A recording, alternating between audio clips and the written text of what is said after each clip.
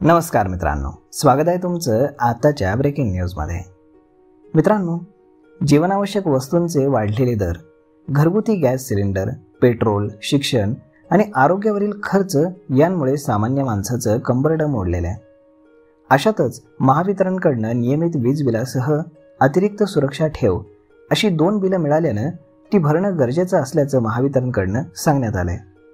तर यामुळे ग्राहकांना मात्र वीज बिलाचा मोठा शॉक बसलाय। महाराष्ट्र विद्युत नियामक आयोगाच्या वीज पुरवठा संहिता 2021च्या विनियम 13(1) नुसार वीज ग्राहकांकडून सुरक्षा ठेव ही आकारली जाते। या सुरक्षा ठेवीची दरवर्षी पुनर्गणना केली जाते। आर्थिक वर्ष संपल्यानंतर मागच्या एका वर्षातील ग्राहकांच्या वीज वापराच्या सरासरीनुसार विनियम 13.1 नुसार ग्राहकांनी भरलेल्या सुरक्षा ठेव रकमेवरती रिझर्व्ह बँकेच्या प्रचलित दरानुसार वीज बिलामध्ये व्याज समायोजित करून ग्राहकांना ते परत केलं जातं। तर मग आता पुढच्या आर्थिक वर्षामध्ये जर या ग्राहकांचा वार्षिक वीज दर वापर हा 7,200 रुपये झाला तर सूत्रानुसार आणि सरासरीप्रमाणे ठेवीची रक्कम ही 1,200 रुपये होईल। या परिस्थितीमध्ये ग्राहकाचे पूर्वी जमा असलेले 1,000 रुपये वजा करून त्याला फक्त 200 रुपये अतिरिक्त भरावे लागतील।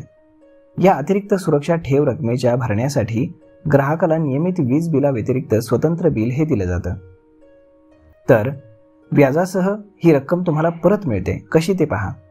तर महावितरणकडून जमा असलेली सुरक्षा ठेव ही ग्राहकांचीच रक्कम असून वीज पुरवठा कायमस्वरूपी बंद करते वेळी ती व्याजासह परत केली जाते। ग्राहकांकडून घेण्यात येणारी सुरक्षा ठेव ही प्रत्यक्षामध्ये त्यांच्याच हितासाठी वापरली जाते। ग्राहकांना मिळणारे वीज बिल हे त्यांनी मागच्या महिन्यामध्ये वापरलेल्या विजेचं देयक असतं।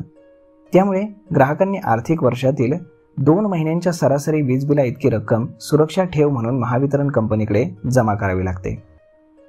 तर मग आता लघुदाब वीज ग्राहकांना ही अतिरिक्त सुरक्षा ठेव रक्कम घर बसल्या भरण्याची सोय महावितरणच्या वेबसाईटवर आणि महावितरणच्या मोबाईल ॲपवरती उपलब्ध आहे।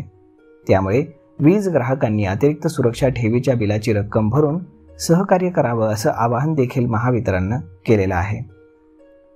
तर मग मित्रांनो, अशा पद्धतीने तुम्हाला आता लक्षात आलं असेल की वीज बिलासोबत अतिरिक्त सुरक्षा ठेव ही नक्की काय आहे आणि ती परत मिळते का आणि त्याच्यावरती तुम्हाला काय फायदा होतो हे देखील या व्हिडिओमध्ये आम्ही समजावून सांगण्याचा प्रयत्न केला आहे। तर मग मित्रांनो, हा व्हिडिओ ही माहिती तुम्हाला कशी वाटली हे तुम्ही आम्हाला कमेंट करून नक्कीच सांगा आणि जर आवडली असेल तर आपल्या जवळच्या मित्रमंडळींसोबत देखील हा व्हिडिओ तुम्ही शेअर करायला विसरू नका। धन्यवाद।